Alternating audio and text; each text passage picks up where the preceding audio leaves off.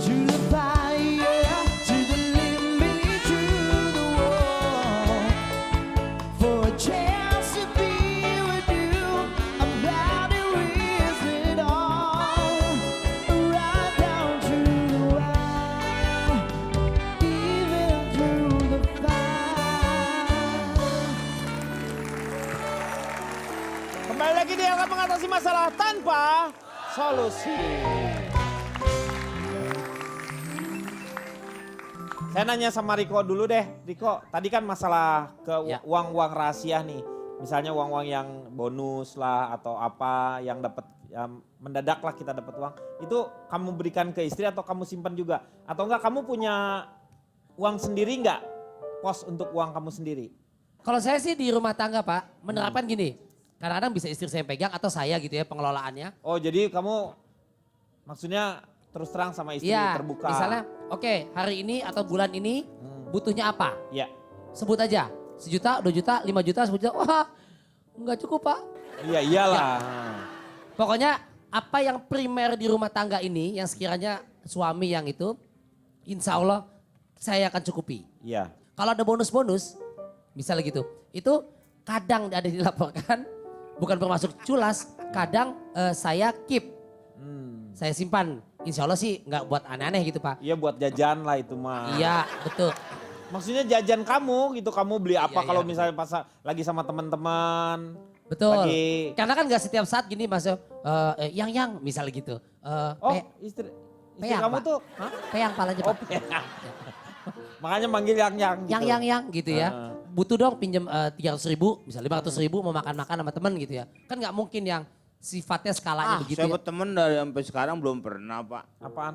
Lu ngajak makan-makan dia. Siapa Riko? Heeh. Ya Pak dia bohong. Dia dari dulu Pak. Pernah Saya Pak, berteman Pak sama Jarwo dia, yang paling sering saya traktir kuaci Pak, 3 kilo. Lu pantesan sampai tebel bibirnya. Artinya saya memang punya pos untuk dalam tanda petik saya pribadi Pak. Ah. Kemudian yang utama juga istri saya juga saya kasih tahu. Dan saya memecah dalam beberapa tabungan memang Pak.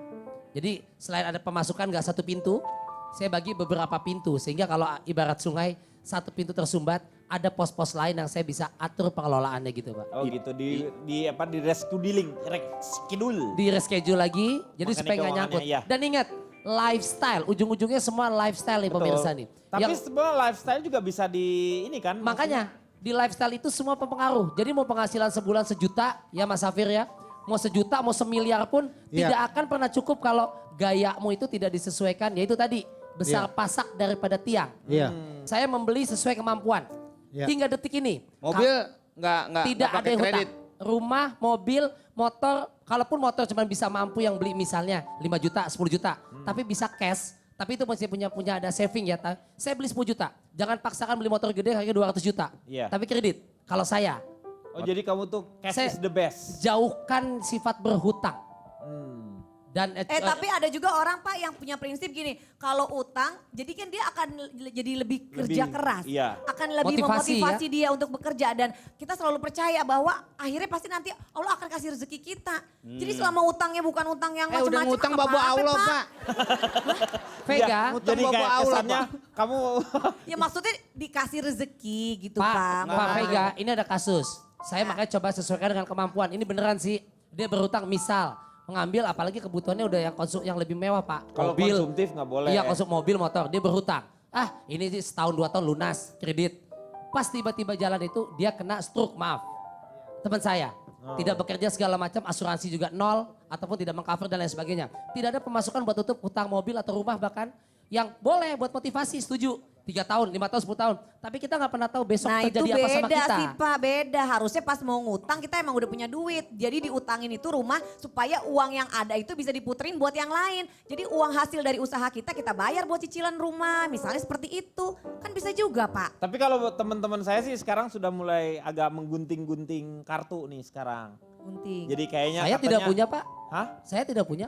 Iya, maksudnya itu karena kadang-kadang itu tuh memberikan apa ada satu emosinya lah di situ. Yang kadang-kadang Saya jadi sih alhamdulillah, akhirnya sesuatu yang tidak penting kita beli. Tetapi dengan perencanaan sebenarnya itu semua Nah. akan lebih hemat. Betul, Pak. Ternyata Betul. kalau keluarga, Saya tidak ada kartu kredit satupun Pak. ya betul. Tidak punya kartu kredit. Bukan berarti dia Dan Karena saya nggak ada maksudnya bank yang bangga-bangga. Ini kemampuan gue.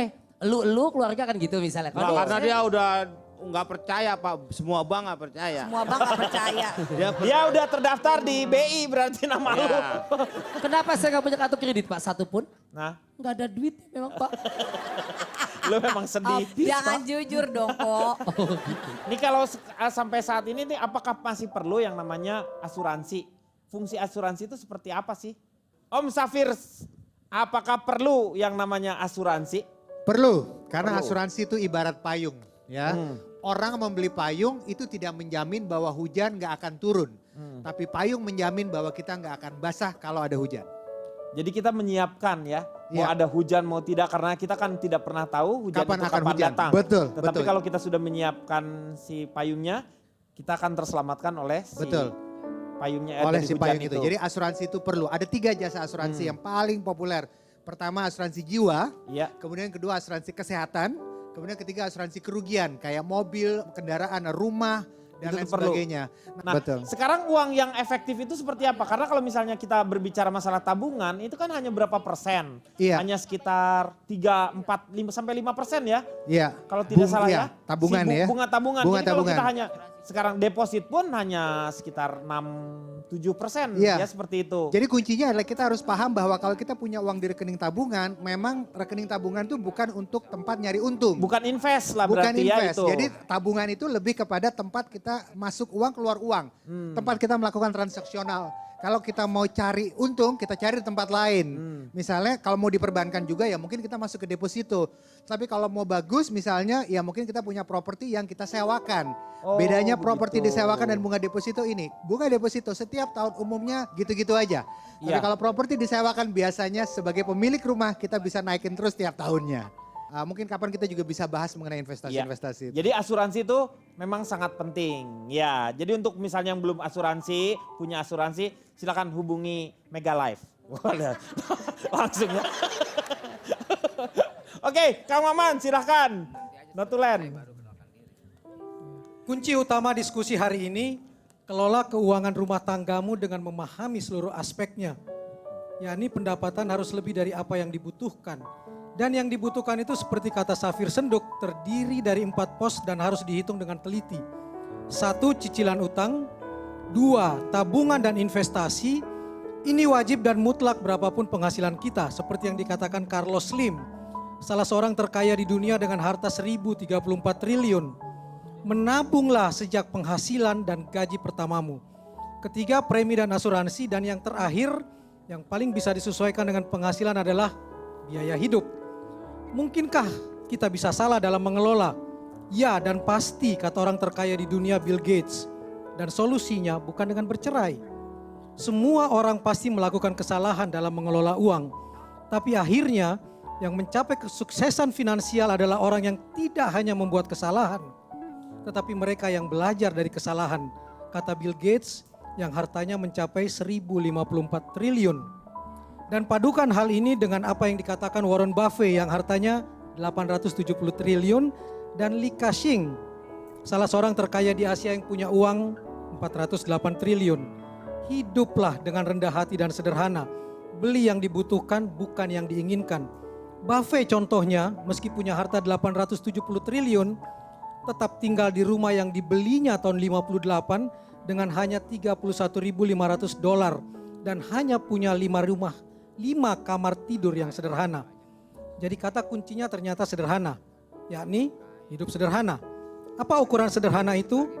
Tekan keinginan seminimal mungkin dan pengeluaran untuk kebutuhan harus tetap lebih rendah dari penghasilan.